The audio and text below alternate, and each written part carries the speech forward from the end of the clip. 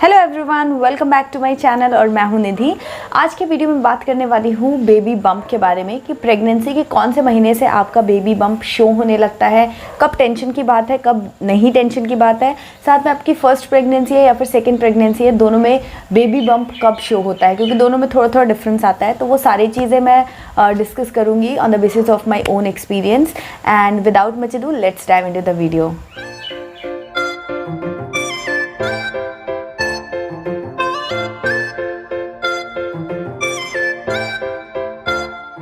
आगे बढ़ने से पहले मैं आपसे इस हर्बल मिक्स के बारे में थोड़ी सी बात करना चाहूँगी। ये मैंने लास्ट वीडियो में इसकी रेसिपी आप लोगों के साथ में शेयर की थी और ये जो पाउडर है ये बहुत ज़्यादा मैजिकल है। इसके बहुत सारे बेस्ट बेनिफिट्स हैं। पोस्टपार्टम पीरियड में आपको इसको कंज्यूम करना है।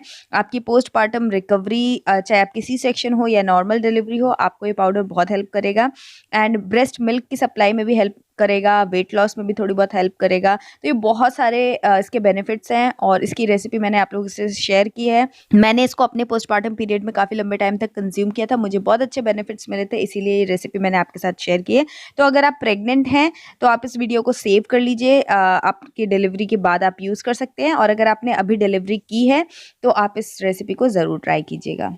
ओके सर दोस्तों, हम जैसा कि जानते हैं कि हर महिला अलग है, हर औरत अलग है, उसकी प्रेगनेंसी भी उस हिसाब से अलग है, उसका बच्चा भी, उसके बच्चे की ग्रोथ सब कुछ डिफरेंट होता है। एक एक दिन की चीज़ों से फ़र्क आ जाता है। तो उसी सेंस में अगर हम बेबी बम्प की भी बात करें तो वो भी कुछ फिक्स डेट नहीं है कि बस ये वीक होगा या ये मंथ होगा तो आपका बेबी बम्प एकदम से आने लग जाएगा, ऐसा नहीं है। किसी किसी को जल्दी शो होने लगता है, किसी किसी को लेट शो होने लगता है। तो ये चीज़ें मतलब लेडी टू लेडी डिफ़र करती है और आपको थोड़ा सा पेशेंस रखना होता है। प्रेगनेंसी अगर आपकी फ़र्स्ट प्रेगनेंसी है स्पेशली, तब आपको बहुत ज़्यादा जल्दी जल्दी रहता है कि यार ये क्यों नहीं हो, वो क्यों हुआ। तो टेंशन नहीं लेनी है, क्योंकि टेंशन से चीज़ें बिगड़ सकती हैं। और बेबी बम्प की जहाँ तक बात है तो ऑन एन एवरेज अगर मैं बात करूँ तो थर्ड मंथ कंप्लीट होने के बाद या थर्ड मंथ का जो सेकेंड हाफ है उसके बाद से बेबी बम्प जो है वो थोड़ा थोड़ा विजिबल होना स्टार्ट हो जाता है। और जो सेकेंड ट्राइमेस्टर है उसमें बहुत अच्छे से आपका जो बेबी बम्प है 2 महीने में अच्छे से ग्रो हो जाता है और प्रोमिनेंटली लोगों को पता भी चलने लगता है, विजिबल हो जाता है। आप छुपा कर भी, चाह कर भी नहीं छुपा सकते, ऐसा हो जाता है। लेकिन फिर अगेन यहाँ पर यही बात होती है कि आपने देखा होगा कि कई लोगों का बेबी बम्प काफ़ी बड़ा होता है, बहुत वो लोग हैवी हो जाते हैं। बट कई लोगों का बेबी बम्प सेकेंड ट्राइमेस्टर के एंड तक जाते जाते भी बहुत ज़्यादा बल्कि नहीं होता है, मतलब थोड़ा कम रहता है। तो उसका रीज़न ये हो सकता है यूट्रस की जो पोजीशन है ना, उस पर डिपेंड करता है। अगर आपकी यूट्रस की पोजीशन इनसाइड है, अंदर की तरफ टिल्टेड है, तो वो जितना भी एक्सपेंड करेगा तो बाहर हमारे टमी जो एक्सपेंड है वो थोड़ा सा कम होगा या लेट होगा। बट अगर वो बाहर की तरफ टिल्टेड है तो जैसे ही वो ग्रो होगा तुरंत विजिबल होने लगेगा। सीधा सा फंडा है जो हम डेली भाषा में समझ सकते हैं। तो ये यूट्रस की पोजीशन पे भी बहुत सारी चीज़ें डिपेंड करती हैं, जिनमें से एक बेबी बम्प का फैक्टर भी है। तो अगर आपका किसी का बेबी बम्प इनसाइड है तो उसका बेबी बम्प थोड़ा लेट विजिबल होगा और बहुत ज़्यादा बड़ा भी विजिबल नहीं होगा। तो टेंशन की, घबराने की कोई बात नहीं है। और सबसे अच्छी बात यह है कि आप हमेशा टाइम टू टाइम तो अपने डॉक्टर से मिलने जाते ही रहते हैं चेकअप्स वगैरह के लिए। तो वहाँ पर वो लोग ये सारी चीज़ें, अल्ट्रासाउंड वगैरह भी होता है, जब भी होता है तो वो ये सारी बेसिक चीज़ें हैं वो चेक करते रहते हैं। तो आपका बेबी बम्प छोटा है, बड़ा है, आपको टेंशन लेने की और घबराने की कोई ज़रूरत नहीं है। वो आपको अगर कुछ ऐसा मेजर डिफरेंस होगा तो वो आपको गाइड करेंगे। क्योंकि कई लोगों को ऐसा लगता है कि बेबी बम्प छोटा है इट मीन्स बेबी छोटा होगा, या फिर बेबी बम्प बड़ा है तो बेबी बहुत हैवी, बहुत बड़ा होगा। लेकिन ऐसा होता नहीं। बेबी बम्प के साइज़ से बेबी का साइज़ हम कैलकुलेट नहीं कर सकते, क्योंकि जैसा कि मैंने बताया कि हो सकता है वो अंदर आधा ग्रो हो, मतलब जो आपका यूट्रस का पोजीशन है वो इनसाइड टिल्टेड है, तो बेबी बम्प तो उतना ही हुआ बट हमें दिख नहीं रहा है, तो वैसा कुछ हो जाता है। तो इसलिए वो जो भी चीज़ें हैं, बेबी की ग्रोथ जो है वो डॉक्टर आराम से मेजर करते हैं, चेक करते हैं, जो भी टेस्ट और अल्ट्रासाउंड वगैरह से। बेबी बम्प से आपको ज़्यादा कुछ टेंशन लेने की ज़रूरत नहीं है। But yes, second trimester is the time कि आपका प्रॉपरली जो बेबी बम्प है वो विजिबल होने लगता है। आपके जो टमी एरिया है वहाँ पर थोड़ी सी स्ट्रेचिंग होती है, तो आपको स्ट्रेच मार्क्स वगैरह आने का जो चांस है वो आपको तभी हो सकता है। तो स्ट्रेच मार्क्स को डील करने के लिए आपको उस एरिया को हाइड्रेट रखना चाहिए। मैंने इसके ऊपर सेपरेट वीडियो बनाया हुआ है कि किस तरीके से आप स्ट्रेच मार्क्स को अवॉइड कर सकते हैं, आपको क्या प्रिकॉशंस रखने चाहिए थ्रू आउट योर प्रेगनेंसी। तो उस पर मैंने सेपरेट वीडियो बनाया है, आप ज़रूर चेकआउट करना, उससे आपको हेल्प मिलेगी।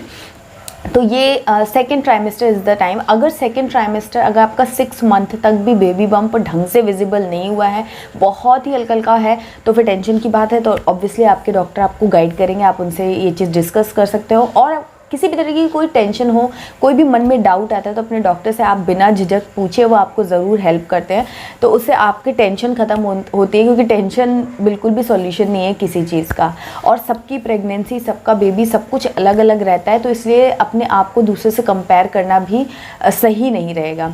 तो ये तो हो गई फर्स्ट प्रेगनेंसी की बात। लेकिन अगर आपकी सेकेंड प्रेगनेंसी या फिर थर्ड प्रेगनेंसी है, तो फिर क्या टाइम हो सकता है? तो फिर हो सकता है कि आपको फर्स्ट ट्राइमेस्टर में, मतलब थर्ड मंथ के स्टार्टिंग में भी आपका जो टमी एरिया है या जो आपका बेबी बम्प है वो विजिबल होने लग जाए। बेसिकली स्टार्टिंग 2 मंथ्स में बेबी उतना ज़्यादा कुछ बेबी बना नहीं होता है, वो जस्ट चीज़ें चल रही होती है, प्रोसेस चल रही होती है। तो इसलिए तब कोई चीज़ यूट्रस आपका एक्सपेंड हो उसकी ज़रूरत नहीं होती है। इसलिए फर्स्ट 2 मंथ्स में आपको बेबी बम्प विजिबल नहीं होता है। थर्ड मंथ के बाद से बेबी एक शेप ले लेता है, उसके बाद से उसकी ग्रोथ धीरे धीरे स्टार्ट होती है, वो बढ़ता है साइज़ उसका, तो यूट्रस भी आपका एक्सपेंड होता है और आपका बेबी बम्प बनता है। तो ये होता है उसके पीछे का जो साइंस है। तो जब आपका सेकेंड प्रेगनेंसी या फिर प्रोग्रेसिव प्रेगनेंसी होती है, तो उसमें क्या होता है कि आपका जो यूट्रस आपने फर्स्ट प्रेगनेंसी में आपका थोड़ा एक्सपेंड हुआ था, वो पूरी तरीके से कॉन्ट्रैक्ट तो होता नहीं है, पूरा छोटा होता नहीं है, थोड़ा थोड़ा वहाँ की जो मसल्स हैं वो एक्सपेंडेड ही रहती हैं। तो जैसे ही आपका बेबी थोड़ा बन जाता है, आपका यूट्रस जैसे एक्सपेंड होता है, तो वो तुरंत विजिबल होने लग जाता है। इसलिए अगर आपकी सेकेंड प्रेगनेंसी है, तो आपका बेबी बम्प प्रॉबेबली, मतलब 100% नहीं है, लेकिन हाँ चांसेस है कि आपको जल्दी आपका बेबी बम्प विजिबल हो जाएगा। लेकिन अगेन ये ज़रूरी नहीं है। बहुत सारे लोगों को फर्स्ट प्रेगनेंसी में भी लेट बेबी बम्प डेवलप होता है और सेकेंड प्रेगनेंसी में भी बेबी बम्प लेट मतलब वही आपका 4 मंथ के अराउंड डेवलप होता है। क्योंकि अगर उनकी जो मसल्स है वो प्रॉपरली अगर कॉन्ट्रैक्ट हो चुकी होंगी, तो फिर उनको वापस से वो एक्सपेंड होने में टाइम लगेगा और फिर वही टाइम लेकर के वो बेबी बम्प विजिबल होगा। बट नॉर्मली सेकेंड प्रेगनेंसी में जो बेबी बम्प है वो थोड़ा जल्दी विजिबल होता है, जल्दी हमें महसूस भी होता है in comparison to first pregnancy. तो आई होप कि आपको सारी चीज़ें समझ में आ गई होंगी, आपका बेबी बम्प कब शो होगा और आपको कब टेंशन लेने की ज़रूरत नहीं है, और सारी चीज़ें। आई होप ये वीडियो आपको पसंद आया होगा। इस वीडियो को लाइक कीजिएगा, कमेंट करके मुझे बताइएगा आप नेक्स्ट क्या देखना चाहते हो, एंड अपने फ्रेंड्स एंड फैमिली के साथ में शेयर ज़रूर कीजिएगा। चैनल को सब्सक्राइब करके बेल आइकन प्रेस कर दीजिएगा। मैं मिलती हूँ आपसे एक नए वीडियो में, तब तक के लिए bye bye and take care.